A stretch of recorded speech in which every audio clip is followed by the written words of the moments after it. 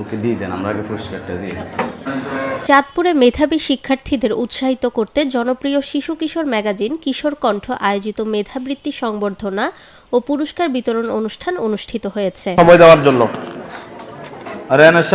10ই March মঙ্গলবার সকাল 10টায় হাজীগঞ্জের SM community সেন্টারে কিশোর কণ্ঠ ফাউন্ডেশন চাঁদপুর জেলা শাখার উদ্যোগে এ আয়োজন করা হয়। চতুর্থ থেকে দশম শ্রেণী পর্যন্ত শিক্ষার্থীরা এই মেধাবৃত্তি পরীক্ষায় অংশগ্রহণ করে। অনুষ্ঠানে শুরুতে পবিত্র কুরআন তেলাওয়াত করেন মুজাহিদুল ইসলাম এবং হামদ পরিবেশন করেন আল আমিন।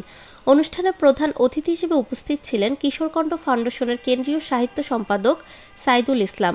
বিশেষ অতিথি ছিলেন চাঁদপুর জেলা উপদেষ্টা অধ্যাপক শাহ আলম ও সদস্য সচিব হাফেজ পারভেজ আহমেদ সহ বিভিন্ন পর্যায়ের নেতৃবৃন্দরা। এবারের মেধাবৃত্তি পরীক্ষায় উত্তীর্ণ 252 জন শিক্ষার্থীর মাঝে মোট 5 লাখ টাকার বৃত্তি ও পুরস্কার বিতরণ করা হয়। সর্বোচ্চ নাম্বার পেয়ে প্রথম স্থান অধিকার করেন ফরিদগঞ্জ উপজেলার পাইকপাড়া উচ্চ বিদ্যালয়ের 8ম শ্রেণীর শিক্ষার্থী ফাতেমা বিনতে রশিদ। তাকে বিশেষ পুরস্কার হিসেবে একটি ল্যাপটপ প্রদান করা হয়।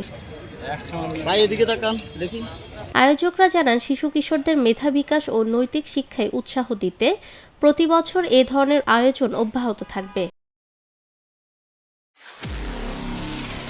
নিরপেক্ষ, সত্য প্রকাশে আপোষহীন।